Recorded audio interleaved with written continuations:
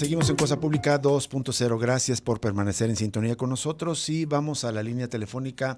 Vamos a saludar a un abogado que es director de una organización de derechos humanos que acompaña las labores jurídicas a la comunidad indígena Nahua de Ayotitlán, municipio de Cuautitlán de García Barragán. Y queremos agradecerle que nos tome esta llamada para hablar justamente de unas acciones que se han derivado después de que en noviembre pasado fuera asesinado Higinio Trinidad de la Cruz, un defensor del territorio de esta comunidad. Y esto porque el 8 de marzo la Comisión Interamericana de Derechos Humanos concedió medidas cautelares para 13 defensores nahuas de esta comunidad. Abogado, ¿cómo estás? Muy buenas tardes. Te saluda Rubén Martín. Hola, ¿qué tal? Muchas gracias por el espacio, Rubén. Al contrario, abogado, compártenos la información detallada. La semana pasada por ahí tuvimos acceso a una nota que publicas Informémonos. Dábamos algunos detalles, pero queremos que tú nos confirmes y actualices si la Comisión Interamericana de Derechos Humanos sí está interviniendo, tratando de que se concedan medidas cautelares para la defensa de estos defensores del territorio. Sí, fíjate que es una petición que se había presentado ya desde 2021 y que se había estado actualizando con los diversos actos de intimidación, amenazas, ataques que han recibido a las personas defensoras y la población indígena en general de Ayotitlán.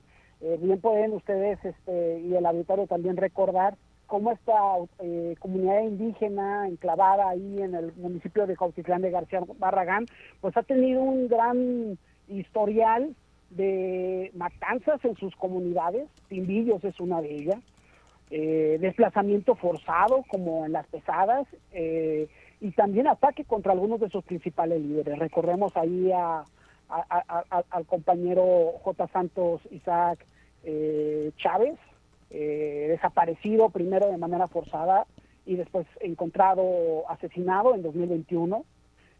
También después a Higinio Trinidad de la Cruz. Todo esto se ha estado presentando a la Comisión Interamericana, y una de las cosas importantes que tenemos que mencionarles a ustedes dentro de este procedimiento es que también se comparte la falta de efectividad por parte del Estado mexicano, principalmente en su componente federal, porque esta comunidad y las personas defensoras de esta comunidad son beneficiarias del mecanismo federal de protección. Entonces, nosotras también como organización en Siquini y en conveniencia con las personas de defensoras de esta comunidad, demostramos también la falta de idoneidad de las medidas que han estado teniendo el Estado mexicano y la falta también de atención. Por ejemplo, les podemos decir que en audiencias penales que hemos estado desahogando al sur también del Estado, allá en Barra de Navidad, se ha solicitado por parte de estas personas defensoras el traslado y el acompañamiento de Guardia Nacional a las personas que son testigos dentro de estos procedimientos penales, y las personas encargadas de Guardia Nacional se niegan diciendo que no tienen capacidad. Terrible. Entonces, todo este tipo de estas situaciones se remarcan dentro de un procedimiento con la Comisión Interamericana, y si la Comisión Interamericana regularmente, obviamente hay muchas personas que dicen, y comunidades y organizaciones dicen, oye, vamos con la Comisión Interamericana porque nosotros no queremos tener nada que ver con el Estado mexicano. Pero si no está bien justificado un expediente en el sentido de que se acudió con el Estado mexicano, y el Estado mexicano, nosotros le podemos probar a la Comisión Interamericana que no ha actuado de manera efectiva, pues es cuando la Comisión Interamericana dicta este tipo de medidas. Uh-huh. Porque no ha habido una correcta actuación, y aquí, por ejemplo, lo que nos puede decir la Comisión Interamericana en su precisamente sus medidas cautelares, la 674 de 2021, es que con base en un análisis de riesgo de daño irreparable, se están extendiendo estas medidas. Entonces, abogado, Yo tenía una impresión equivocada, que estas medidas cautelares habrían sido ordenadas después del asesinato de Higinio de la Cruz, pero lo que nos dices es que en realidad estas vienen desde 2021 porque ya venían estos ataques y solamente es como una actualización, una ampliación de estas medidas cautelares. Es un procedimiento que inclusive les podemos decir que Higinio Trinidad de la Cruz fue uno de los firmantes y uno de los solicitantes de la Comisión antes de estas medidas cautelares. Terrible. Nosotros, desde nuestra perspectiva, si bien celebramos también la emisión de estas medidas cautelares porque creemos que son importantes, también le hicimos ver a la Comisión Interamericana que su actuación también ha sido lenta.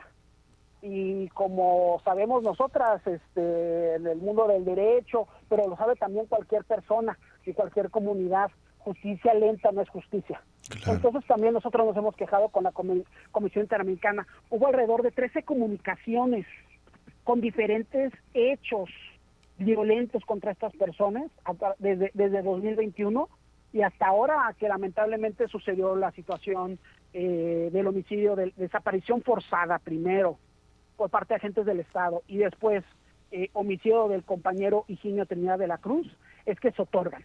Pero entonces, ¿hubo 13 eventos, digamos, de riesgo de violencia desde entonces?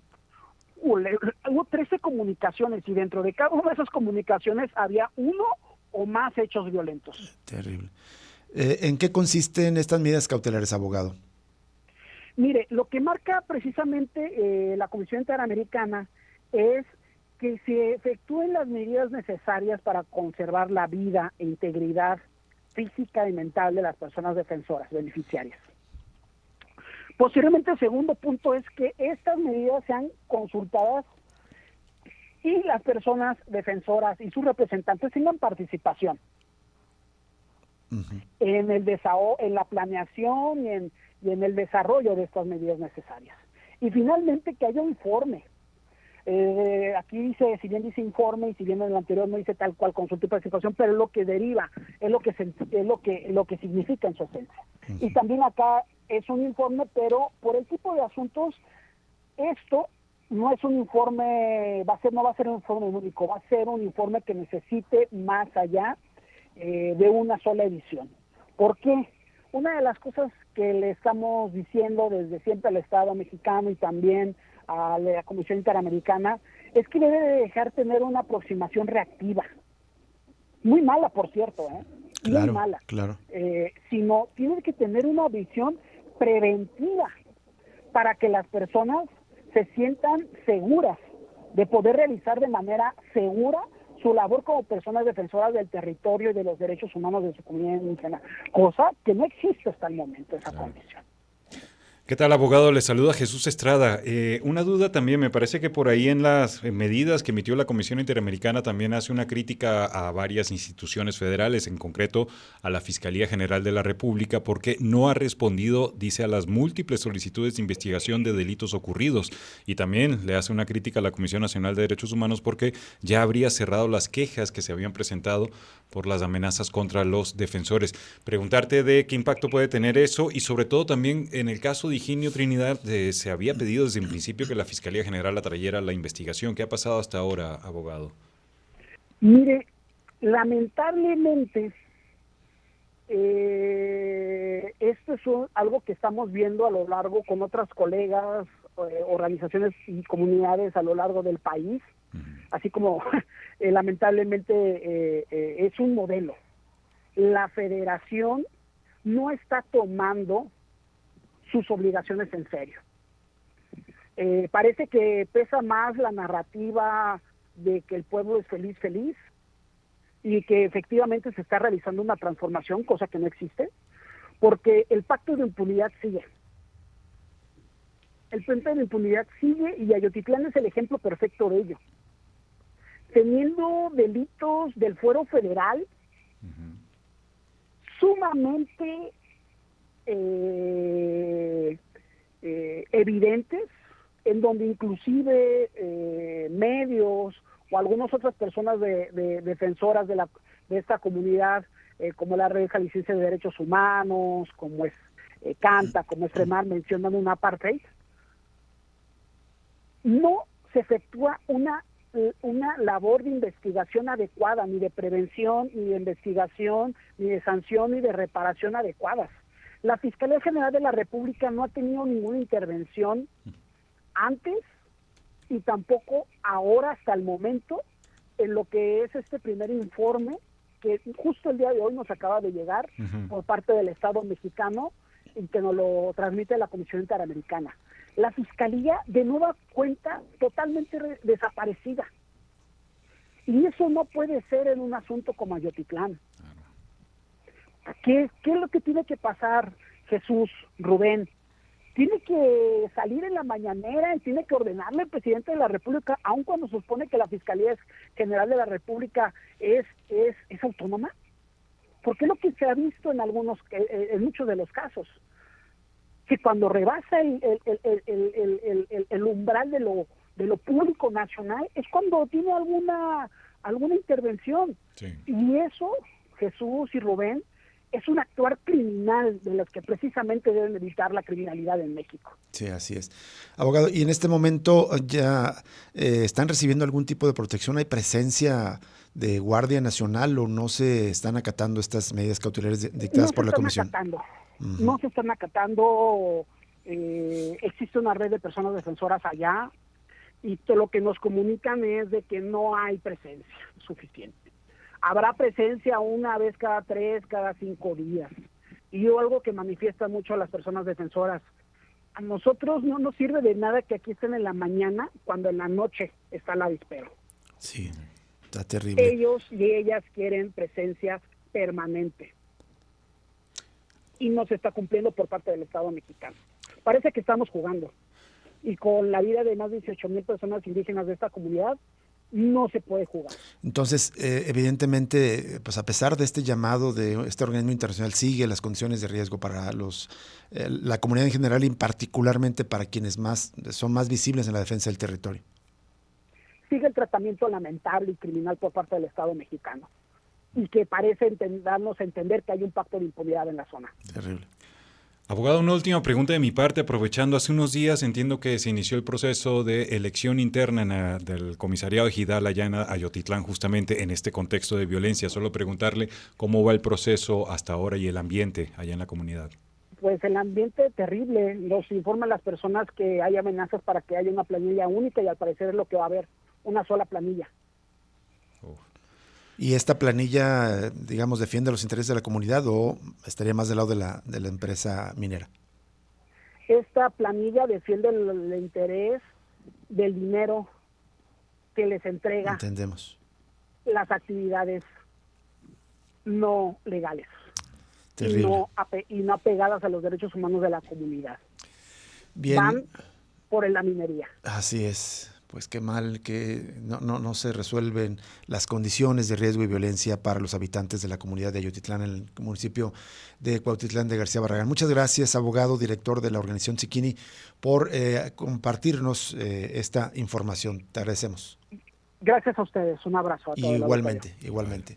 Bueno, si nos escucha, evidentemente, pues no mencionamos su nombre, a petición expresa, justo porque pues hay esta situación de riesgo terrible. No son ni siquiera llamadas a misa, son totalmente ignoradas estas disposiciones que vienen desde organismos internacionales como la Comisión Interamericana de Derechos Humanos. Mientras hacemos la entrevista, estaba abriendo el documento que emite la Comisión Interamericana de Derechos Humanos el pasado 8 de marzo. Es un documento de 13 cuartillas, lo vamos a compartir en nuestras redes sociales.